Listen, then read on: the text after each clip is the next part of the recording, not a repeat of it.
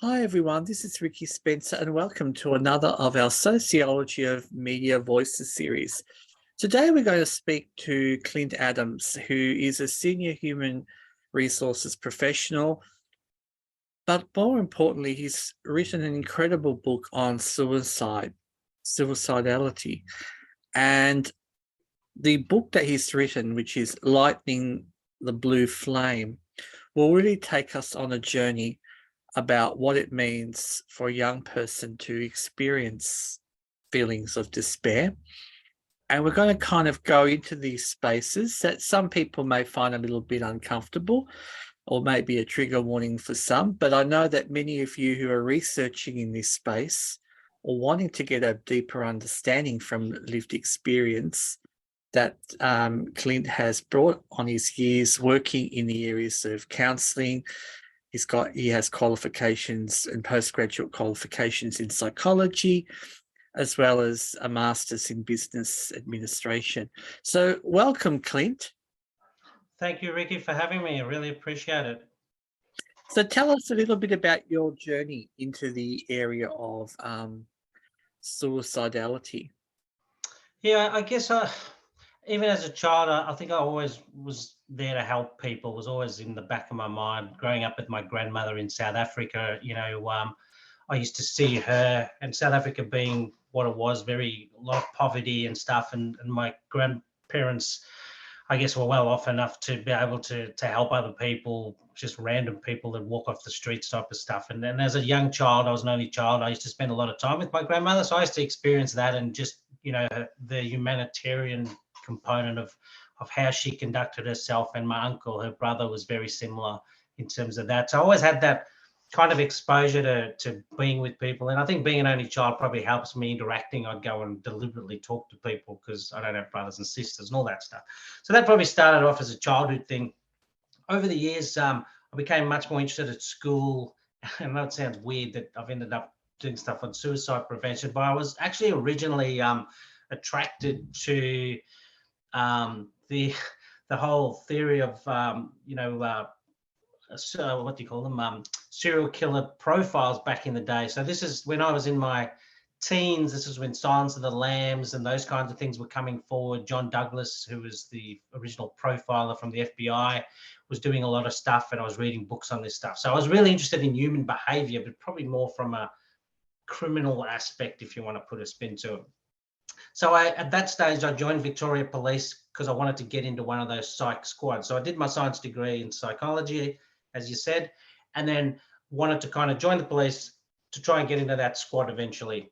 Unfortunately for me, in that first 4 or 5 years that I was there, you had to be a senior constable to get into those squads. I just became one, and then they actually privatised that part of Victoria Police, and it went out to McLeod and was done completely privately. So as a cop, I had to become a psychologist outside of the police to try and get into that.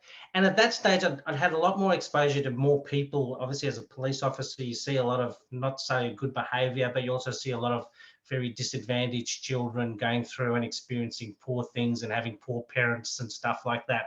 So for me, it was very much quite eye-opening. And so I changed my tact a little bit in terms of what I wanted to do. I wanted to kind of go more into a counselling space and see how I could actually help people rather than in a different way than what I was intending through the police at that stage. So that's when I did the postgrad study. So that was with Sydney Uni, was the only one doing it at the time in Australia around, doing proper rehabilitation counselling and trying to do that stuff. So that's what I studied. I then decided I wanted to try my hand at getting a role as a counsellor once I'd kind of got close to finishing the studies. I then started with a rehabilitation company, more focused on the psych side of stuff, called at the time was Combrook, but they changed names about a year in to Recover, and Recover still exists as they do now. But what I was doing, the police got wind of me being an ex-cop, and so not all, but a lot of the police psych issues and psych cases were coming to me. And so the police approached me, and I ended up going back to the police and working exclusively for them, doing the counselling and that kind of stuff, and getting police back who had, say, PTSD and all that. And then over the years, I won't bore you with too much details, but when things really changed for me, I recognized that, I went into HR, started working with groups of people and trying to really focus on how can I help, people at work, because obviously when we employ a person, we employ the whole person, not just this person that does the job. Then they go home and they're a different person. Obviously, what happens at home affects what you work, and what happens at work affects how that. So for me, it was about trying to build resilience, trying to look at different ways of doing that. And I was doing that with adults. So I kind of had used a lot of my psych background, my interactions as a counselor, and putting it into programs at work level. Then when I worked in one particular role where I was part of, this was in healthcare down in Victoria, I got access to a lot of the board information around what our services were providing. And it was alarming for me to see, 8 and 10-year-olds on antidepressants, on suicide watch, and all this kind of stuff. And so really that bothered me quite a bit. And so I kind of thought, well, how can I help children? Obviously the adults were children at some point. So how can I kind of help schools deal with stuff like that? So that's kind of where the idea of the book even came along, where I basically looked at I use a bullying example in the book as my starting point, where a teenager's been bullied, and kind of want to give insight around what that person's feeling as they're going through that. But then also understanding, why is the bully bullying people? They also, a lot of times the bullies have their own issues, and so this is their way of taking it out on somebody else, because they kind of have their own things going on. And then on top of that, it was also about really focusing on how it all affects different people. So the mother who finds the son who's obviously committed suicide, and then also death by suicide, but also going through lots of different things at school level, the people that kind of watched it happen and did nothing, the kids that watched it happen and laughed and encouraged the bully, and then also giving the school some kind of framework to kind of, how do we deal with this going forward so it doesn't happen to other people? So that's kind of how that whole journey kind of happened along the way. And then, writing the book became, I wanted to make it interactive too. I wanted to kind of focus on maybe helping with educators doing it, but also encouraging teenagers to read it. Like, it's got lots of QR codes through it. This is before QR codes were cool. Now that COVID's been, everyone sort of knows what they are. But that's pretty much my journey around, wanting to assist on a number of different levels. I mean, at a child level, I think really early on, it's not so much having to do a change management approach. You kind of, it's all new to them. They really don't have all that, potential baggage or potential bias towards another person for race, whatever, gender, anything like that. So it's about schools setting up that properly and doing that in a much more deliberate way. But then as they get older, there's obviously a slight different changes of what those, I guess, initiatives should look like. And so I kind of look at it in a number of different ways when I kind of have conversations like this and working with different groups. So that's kind of the short. I say short, it's probably a bit longer than I thought, but there you go. And I was just wondering, when you were writing the book, as you're building the characters, did any of that come from your work when you were actively involved with police, or what you saw or witnessed in terms of the dealings you had with families? Yeah, look, a lot of it was say a lot. Some of it was definitely based on real people. Obviously, I don't use the same names. Some of it was based on some people's accounts. I had 2 police officers, unfortunately, whose their child actually passed away through drowning in the home pool. So there was a lot of issues and things to deal with. Obviously, they found him. It wasn't by suicide, but it was, obviously traumatic. And so a lot of the stuff that they explained and the reactions that they had to that event kind of went into the book as well. And then there was a lot of people over the years that I've also spoken to and interviewed who've had different kinds of trauma. Some people have had domestic violence stuff. Some people have been kids and had horrible things happen to them as children through a trauma process. And then there were people who were genuinely also bullied, as I put in the book, around, how they felt when that happened, how they, I've had people who've been close to suicide who kind of, for whatever reason, have had the right people come in at the right time to help them. And then like a lot of things I've kind of put in there as options and things to look at trying to do have come from people that have been there and got through it, and really focusing on, well, what the hell did they do that got them through? And a lot of that is about understanding a bit more of how their brain works and which kind of parts you want to use in a more deliberate way than we probably do now. I don't think a lot of people understand some of those things as well as they probably could. So that's a very big part of what I do, is really kind of put it in a way that's practical too, because I find academics, having worked with them, they're great, they got great knowledge and all that, but sometimes they can not be that practical, and so the message doesn't really get to a practical level. It's all very high level, but the average person, no disrespect to them, may not understand it at a level that's going to be useful. So I really focus on trying to make it useful, and that's kind of where, having been a cop, having actually done the academic stuff, and then working with people day to day, really helps with trying to put it in a way that's makes sense to more people than say what the academic would do. Mm. And I think one of the things to really, I'd love to hear your views on is what can you tell us about the stigma of suicide? Why is it that it's hard for people to share that experience to Look, people around yeah, them? I think a lot of it's cultural, like having been brought up, what people don't realize is we actually use fear as a motivator. Sorry, someone's coming in. They thought I was on a That's different. all right.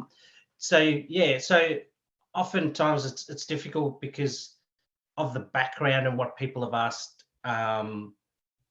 Sorry, we use, like I said, we use fear as a way to stop people from doing the wrong thing, or our Mm, children from. So saying things that has a fear connotation creates that fear. This is where that pattern of fear comes in. Like, saying, suck it up, princess, and all this kind of mm. stuff. Comments like that has a fear connotation. And when people, I was talking to some young American males on a podcast maybe a couple of months ago now. But anyway, they were talking about how even what their friends say, and then they take note, like, someone was having a mental health problem, and they heard someone talk about this person, really derogatory AI, using words like, oh, he's a loony, or he's crazy, or all these horrible words. People hear that, and when you're standing by and you hear it, you take it on board, right? You go, well, I don't want that, someone talking to me about that. So there's a lot of times there's a fear factor with saying it, because one, the stigma goes around, people say things, so people don't want to say stuff. There's a really good model called the dialogue model, where it talks about when you feel unsafe about something, you will have a different conversation than you normally would, because you don't feel safe. And it's the same with this, right? So there's a lot of things that are sometimes too scary to tell people for that person, because they feel, oh, how are people going to take this? How are they going to help me? How are they not going to help me? And a lot of times it's that background, the language. And so that's what I encourage parents to be really aware. Don't just go there using, if you don't do this, you're going to get whacked, and using fear as your only kind of way of having your children, be cooperative, or be good citizens. It's really important that you're very aware of the language that you use and how you're saying things, so that, because people pick that up, right? They'll see what happens to other people and go, oh, not happening to me. I won't let that happen. And so these guys, when I was talking to them, that's the type of thing they were saying. They fear that other people will think differently of them, so they just don't talk about it openly. And that's where encouraging people to speak about it, go first, and say, hey, this is actually okay, this is normal, we're all human beings. Some of us just get more things going against us, perhaps, or we're disadvantaged in other ways. So yeah, that's kind of the reason I think it is. So that stigma's still there. And when you're doing your book and you're researching for your book, is there a difference between the way young males and young females approach suicide? Look, I think definitely there's still this, the male is the stronger one, and you have to show less emotions and all this stuff. And again, it comes back to the words that are used. It's like even using the word princess is seen as a lower, not as strong kind of connotation. And I just use that as an example, right? Because I think the languaging and the expectations on males is that, you got to show it. You're not allowed to cry. And so it's never really been highly encouraged as much as the females. And so it's kind of more, again, the fear factor of crying in public for a male is a lot worse than for a female in general. And so part of that's still there, right? It's getting better. There's a lot more initiatives. There's a lot more people talking about it. We're doing these push-ups for mental health stuff now. So there's a lot of awareness, or a lot more. And I think the more that people do it, and the more that, the high profile people are coming out and explaining that, we've had football players now that have taken mental health breaks from playing the sport, and there hasn't been as much negativity about that, which I think is fantastic. So, I definitely think from a male's perspective, that's the way to go. And males tend not to bounce those things off their male counterparts either. So, females will be more encouraging about that. They'll talk more about that openly. So I think there's still a gap between the two in terms of how often they'll talk. Obviously, there's differences in different people across the board, but yeah, generally speaking, the males tend still not to talk about it as much. And with the book that you've written, have you designed that book for parents to read with their children alongside? I mean by children, I mean teenagers. Yeah, the book's definitely written in a way that allows for either one to look at. So there's definitely elements of helping the parents. So understanding your child and understanding some of the psychology of your child and how they interact in a social aspect is a very important part for parents. I don't think enough of them know about it and think about it. Like sending a child to therapy is great, but at the same time, if the issue is a social one with people at school and that kind of stuff, and that doesn't change, then you're still going to have the problem, right? You can make someone more resilient, but if the other stuff don't stop, they may not get better, or won't be effective for them. So really understanding themselves a little bit, because this is the important of the book too. I really wanted to focus on some aspects of how we create patterns in ourselves. So if I'm a child, I've got trauma or anything not so great happens for me, I tend to use what I call red brain, which is that amygdala driven fight or flight mostly. So I kind of create an undercurrent of either being really aggressive, which is the fight part of it, or I become really timid and really withdrawn, and I don't socialize with people. I come across as super shy. All these things then become a pattern for that child, and then they go into the workforce and stuff like that, and it can affect a lot of things. Some people won't talk to people because they're so shy, and then other people are just super aggressive all the time for no apparent reason, and everyone goes, what the hell's wrong with Clint? So those patterns can really hurt us if we don't understand that a lot. So yeah, it's important that the book was written to be able to show how the patterns happen, but also put yourself in as a parent then and say, well, now I'm a parent, this is how my children would pick up patterns. And if I'm encouraging patterns that aren't so great, that's not great for me as a parent either.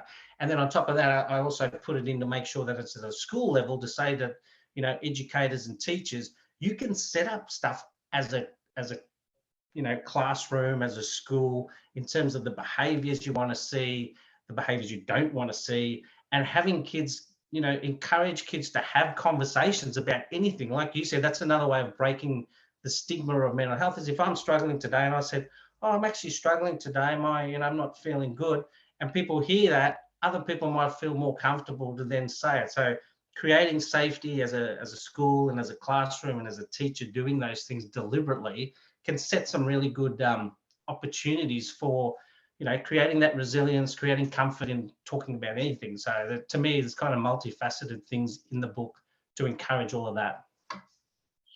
And now I think I'll ask you to put on your HR hat with your expertise in this space.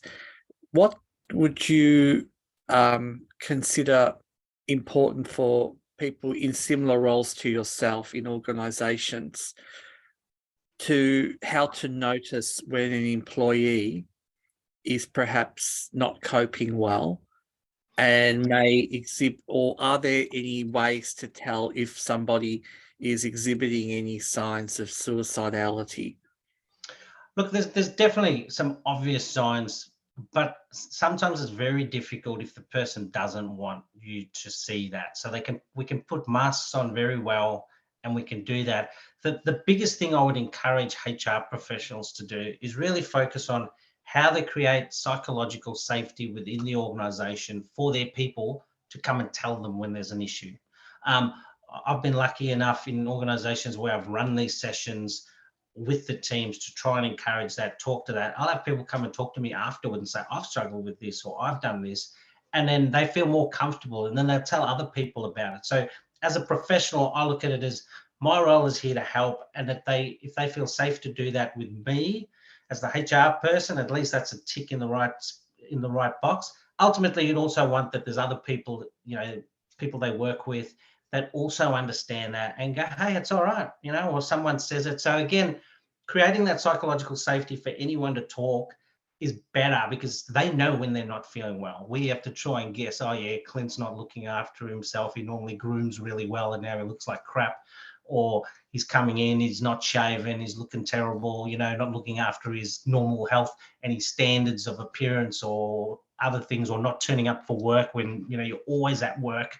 That kind of stuff, seeing patterns of things that are different, they make you go, they're signs, but you can't always see them. You have to obviously be looking for them too. That's the other side of it. But I think the key is about that person feeling comfortable enough to tell someone. You're going to be obviously way more, because a lot of times, even parents who've had a child suicide have come out and go, did not see this coming. He was fine. He was playing soccer the day before. There's famous people that have done that, even in the lead singer of Linkin Park kind of thing. There's video footage of him looking happy the day before at a party, right? And so you go, here's this guy happy as Larry, and then the next day he's no longer here because he's made a choice. And so that can be really, really difficult. But yeah, I think if we're encouraging people to talk, you're 90% of the way there. And now, considering your area of expertise in the space of suicidality and all your years in the police force and HR and all the research that you did for your book, what advice would you like to give to people listening who are in the space of researching suicidality? What do you see as the current gaps that really aren't being tackled when it comes to researching? Yeah. The thing that stood out the most for me, as I said before, a little bit of that, there's a lot of great stuff out there from an academic perspective, but making it practical for people to actually go and use and want to know about it. So if we make information too difficult to digest and people can't put two and two together, it's not going to be as effective. So that's kind of one of the key parts I found. The other part I really found interesting because I've got a lot of friends who are still counselors and psychologists that I know really well. A lot of them come straight out of university, do a psych degree like I did, and then they go into the psych practice and become a counsellor.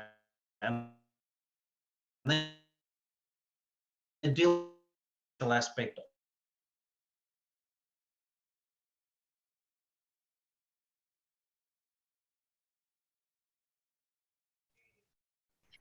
Okay, so what you're finding is some people kind of go straight into the practice of counseling and come across these really kind of confronting aspects of people presenting as experiencing suicide or having a loved one who has actually killed themselves through suicide.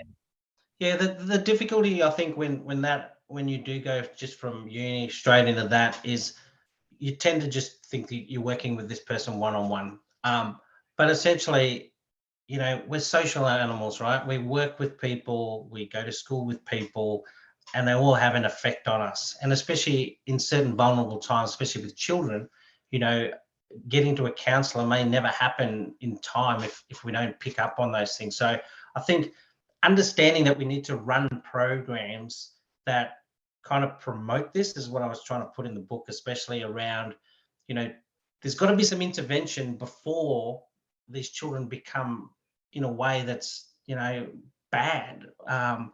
That this, and it doesn't have to be an intervention as such. It needs to be proactive ways of just developing children in a better way, doing things at a school level where they can calibrate what's poor behavior. A lot of things that I find at work level, grown 45-year-old steel workers putting up with really, really poor behavior from other people because they won't have that conversation. Again, it's a fear factor that, oh, I'm going to lose my job, or I'm getting in trouble, all this stuff. Whereas if we encourage kids earlier on to have conversations when things aren't good, he pulled my hair, doesn't become, he's bullying me online 5 years down the track, because we're calibrating behavior, we're allowing other kids to hear it. So they all go, hang on, that is poor behavior. We don't like Johnny pulling anyone's hair. He pulls everybody's hair here. And then it's not about, jumping on top of Johnny, but it's about saying that we're not comfortable with this behavior. We're calibrating that the behavior is not poor. And if you're still doing it tomorrow, we're going to talk about it again tomorrow, and we're happy to raise it. And so it's kind of two or threefold. It gives the individual kind of more power or courage to have that conversation, but it also says a message to the group and to the individual doing the poor behavior. This is the standard of the behavior that we're willing to work through. So for me, that's such a key part of doing some social work with groups in a proactive way to hopefully avoid some of those other things in the future, and rather than wait till the person has a problem, a mental illness, and develop the pattern that's now so much harder to unpack, than hopefully helping people along the way. So if they do have a hiccup, they can deal with it. They feel comfortable talking to someone. They go and get help. They talk to people. They do all the right things rather than suffering in silence and just letting it get worse and worse and worse. It's such a key part for me in terms of doing things a bit differently in terms of research and doing things in a much proactive way than what we do now. I think that what I'm taking away from listening to you is that the importance of really talking to people like yourself in the field who have worked in really stressful situations, especially being in a police force, as you were for so many years, looking at when people are at crisis point, and then also looking in your space, working with people in workplaces and looking at triggers and looking at ways of working effectively with and helping people through that. So if people were interested to perhaps hire you as a consultant or on an advisory space within university researching areas or schools, are you available for consultation, Clint? Yeah, I tend to probably just do more, do some consultation stuff and essentially like presenting at events and stuff like that's kind of been the mainstay of what I've been doing. And I'm more than comfortable to also talk to people about ways they can do things differently. If people look me up on LinkedIn, just Clint Adams, you'll find me there.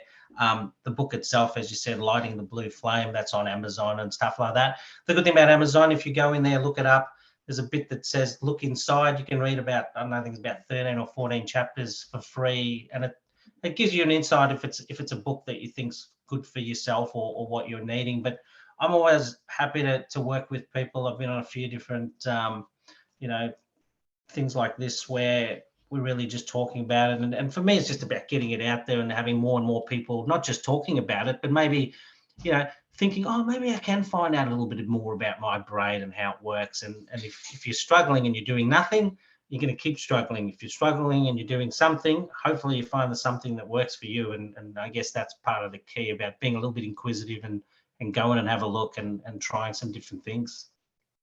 Yes, thank you so much, Clint, for sharing your expertise in this very important space. I would highly recommend everybody who's doing social work, students who are doing even any alcohol and drug work, who want to get into the community health services sector, to really buy this book as an important investment to understand some of the issues that you can take. And I love the fact that the book has all the QR codes, because it will really give you tap into resources. But most importantly, the fact that you, Clint, is somebody with living experience working in a space, telling the narratives through these experiences that you're sharing will only enrich us in working more effectively with people. Thank you so much for sharing your time with us. Thank you for having me. I really appreciate it. Thank you.